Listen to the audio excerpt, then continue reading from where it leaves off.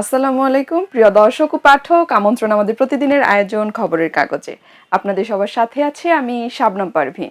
শুরুতেই জানিয়ে দেব প্রধান শিরোনামগুলো। নতুন গভর্নরের প্রতিশ্রুতি, আবার চালু হবে বন্ধ কলকারখানা। 21শে পদক প্রদান অনুষ্ঠানে প্রধানমন্ত্রী বলেন, শিল্প সাহিত্য চর্চাকে রাজনীতিকীকরণ সভ্য সমাজের পরিচায়ক নয়। 12 লাখ কৃষকের 10,000 টাকা পর্যন্ত ঋণ সুদসহ মওকুফের সিদ্ধান্ত নিয়েছে সরকার। বালিকা বিদ্যালয়ে মনসুরের স্পা রিজোর্ট। গণধর্ষণের বিচার চাওয়ায় কিশোরীকে বাবার কাছ থেকে ছিনিয়ে নিয়ে হত্যা। গণভোটে 1.25 কোটি ভোট বাতিল। হ্যাঁ কমেছে প্রায় 10 লাখ, না কমেছে 1 লাখ। সংরক্ষিত আসনে সংসদ সদস্য হতে বিএনপির নেত্রীদের দৌড়ঝাঁপ। চলে যাচ্ছি তৃতীয় পাতায়।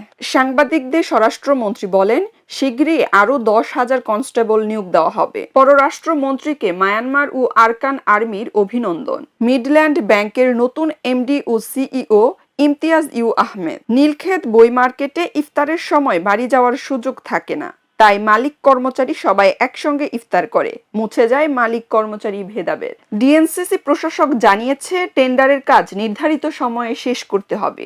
চলে যাচ্ছে বিনোদন জগৎ নিয়ে সাজানো রং পাতায়। রং পাতার শুরুতে রয়েছে 21শে পদক গ্রহণ করে শিল্পীদের উল্লাস। বিয়ের গুঞ্জনকে নাটক বলে অভিহিত করছেন অভিনেত্রী নিহা। প্রথমবারের মতো টেলিভিশনের পর্দায় আসছে আলোচিত সিনেমা উৎসব। এছাড়াও আছে বলিউডে অভিষেক হতে যাচ্ছে 2022 সালের মিস ইন্ডিয়া ওয়ার্ল্ড মুকুটজয়ী সিনি শেঠির। চলে যাচ্ছি বিশ্বগ্রাম পাতায়। মেক্সিকোতে মাদক গোষ্ঠীর দ্বন্দ্বে শহর তছনছ।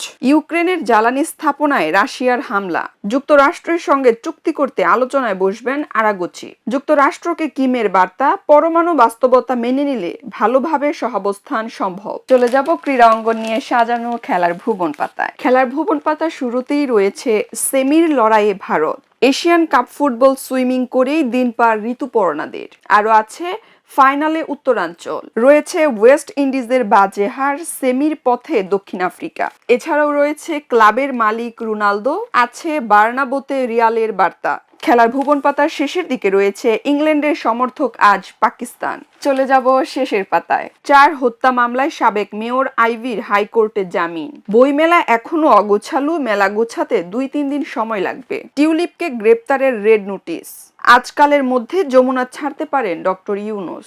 ছাত্র শক্তির অনুষ্ঠানে নাহিদ বলেন, সংসদ সংস্কার না হলে রাজপথে লড়াই হবে। সড়কে শিশুর মৃত্যুকে নিয়ে টেকনাফে ক্ষুব্ধ জনতা, পুড়িয়ে দিল ডাম্পার। রমজানের পণ্য এখনো বেশি দামেই বিক্রি। খোল পেটুয়া কপোতাক্ষ নদ।